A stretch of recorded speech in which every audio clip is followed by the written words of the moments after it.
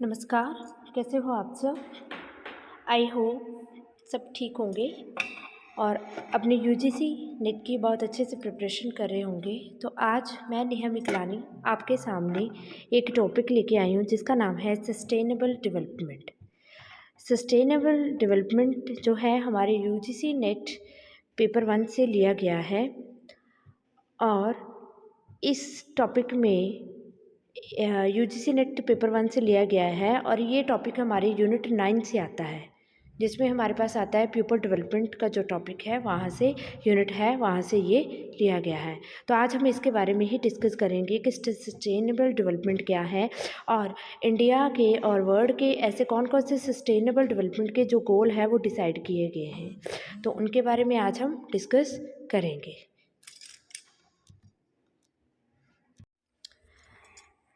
हम अपने टॉपिक को स्टार्ट करने से पहले मैं आपको ये बता देना चाहती हूँ कि आप अपने आप को दिवाकर एजुकेशन हब के साथ एनरोल कीजिए।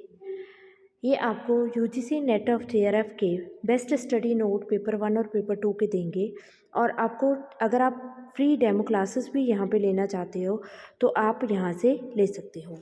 आपको ये कॉमर्स, हिस्ट management, HRM, English, economics, home science, public administration, psychology, philosophy, law, EVS, history, geography, physical education, yoga, electronic science, education, sociology, Hindi, computer science and forensic science, इन सब के आपको अच्छे से नोट्स आप यहाँ से ले सकते हो। अगर आप डेमो भी लेना चाहते हो तो आप दिए गए नंबर पे मिस कॉल कर सकते हो। Is sustainable development. So first we need to understand what is sustainable development. So sustainable development एक ऐसी टर्म है जिसमें जो रिसोर्सेज हैं उनका यूज़ किया जाता है लिमिटेड तरीके से, ना कि अनलिमिटेड तरीके से।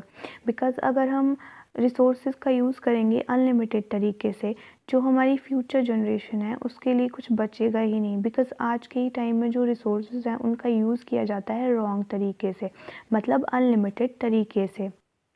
फॉर एग्ज़ाम्पल वाटर है, वाटर का हम इतने रॉन्ग तरीके से यूज़ कर रहे हैं कि जो वाटर है उसका जो परसेंटेज है वो इतना गिर चुका है कि वाटर की इतनी ज़्यादा किल्लत हो रही है। फॉर एग्ज़ाम्पल इंडिया में ही हमारे इतनी ज़्यादा प्रॉब्लम्स हैं वाटर को लेके, सो अदर कंट्रीज़ में भी उतनी ही प्रॉब्लम है। सो आज के ही टाइम में वाटर को लेके इतनी प्रॉब्लम्स हैं, तो आगे नेक्स्ट जनरेशन जो है उसमें तो कुछ ज़्यादा ही प्रॉब्लम्स हो जाएंगी। And the other example is, for example एक रिच फैमिली है जिसमें जो मेन रिसोर्स है वो मनी है।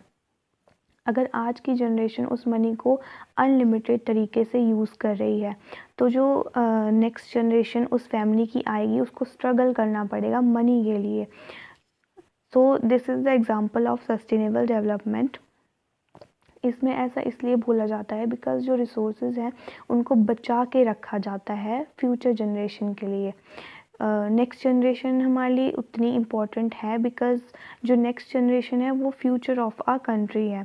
जो जनरेशन है वो हमारी कंट्री का फ्यूचर है। अगर हम उन्हीं को रिसोर्सेज नहीं देंगे तो जो वो नेक्स्ट जनरेशन है वो पॉवर्टी से बहुत ज़्यादा परेशान हो जाएगी। उनको खाने के लिए खाना नहीं मिलेगा, वाटर की प्रॉब्लम हो जाएगी, खाना नहीं मिलेगा, ये सब प्रॉब्लम्स जो है वो उनमें देखने को मिलेंगी। सो इसमें 17 गोल्स आते हैं सस्टेनेबल डेवलपमेंट में।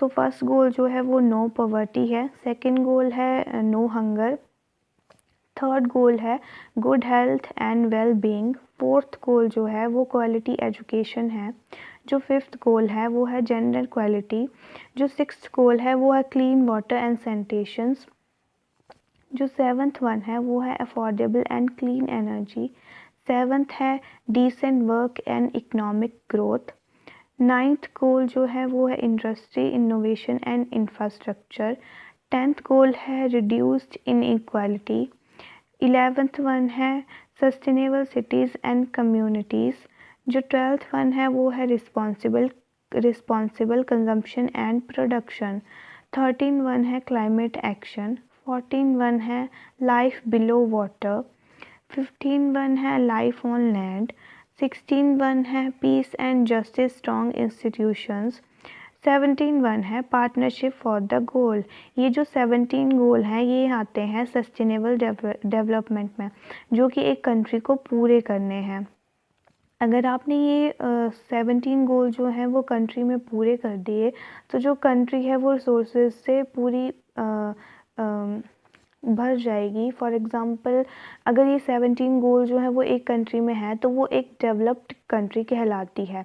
अगर इनमें से आधे होंगे तो वो डेवलपिंग होगी, और अगर 0 या 1 या 2 होंगे तो वो अनडेवलप्ड कंट्री होगी। सो जो सस्टेनेबल डेवलपमेंट है उसकी कुछ हिस्ट्री भी है, जिसमें जो सस्टेनेबल डेवलपमेंट है वो यूनाइटेड नेशन के द्वारा शुरू की गई थी 1992 में। इसमें ऐसा इसलिए हुआ था क्योंकि उस टाइम पे जो रिसोर्सेज हैं वो लिमिटेड ही थी, वो अनलिमिटेड नहीं थी या लिमिटेड नहीं थी। रिसोर्सेज जो हैं वो बहुत ही कम हो गई थी उस टाइम पे। सो 1992 में ये शुरुआत नहीं हुई थी अब उस टाइम पे, बस उस टाइम में इस बारे में सोचा गया था, जिसमें जो एशियन कंट्रीज़ थी जिसमें वो 193 कंट्रीज़ आई थी, लेकिन अभी के टाइम में जो है वो 178 कंट्रीज़ जो हैं वो इन सस्टेनेबल डेवलपमेंट को अपनी कंट्री में चला रही हैं। जो 17 गोल्स हैं उनको प्रोवाइड कर रही है हर एक स्टेट में। और इसमें जो 193 कंट्रीज़ है उसमें से सिर्फ 178 ही अपनी कंट्रीज़ पे लागू करती हैं ये 17 गोल्स। तो जो यूनाइटेड नेशन है उनका एक गोल है कि 2030 तक उनको ये जो 17 गोल्स हैं वो पूरे करने ही करने हैं। अपने जितने भी कंट्रीज़ हैं 193 और उनमें से 178 में से जो कंट्रीज़ हैं उनमें डेवलप करने ही करने हैं। अगर ये 17 गोल जो हैं वो पूरे हो जाते हैं तो जो कंट्रीज़ हैं वो डेवलप्ड हो जाएंगी, ना उसमें पॉवर्टी बचेगी ना उसमें कोई और प्रॉब्लम होगी। मतलब जो रिसोर्सेज हैं उनको बचा पाएंगे हम लोग अपनी फ्यूचर जनरेशन के लिए, जो नेक्स्ट जनरेशन है वो इनको यूज़ कर सकती है। सो इसका एक ही ये बच जाता है कि जो रिसोर्सेज हैं उनको हमें लिमिटेड तरीके से यूज़ करना है, ना कि अनलिमिटेड तरीके से।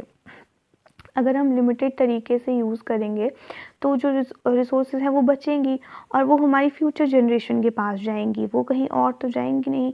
सो जो फ्यूचर जनरेशन है वो अच्छे से सर्वाइव कर पाएगी कंट्री में, उनको पॉवर्टी की प्रॉब्लम नहीं होगी, उनको और कुछ किसी रिसोर्सेज की प्रॉब्लम नहीं होगी। तो जो सस्टेनेबल डेवलपमेंट है वो स्टार्ट किया गया था 2015 में, जो कि अभी 2030 तक चलेगा। अगर उस टाइम तक जो गोल्स हैं वो पूरे हो जाएंगे तो 178 जो गवर्नमेंट जो कंट्रीज़ हैं वो डेवलप हो जाएंगी। आधी कंट्रीज़ हैं जो डेवलपिंग स्टेज पे हैं, जो आधी हैं वो डेवलप्ड हो चुकी हैं और जो आधी हैं वो अंडर डेवलप्ड ही हैं। So that is my presentation and thank you so much.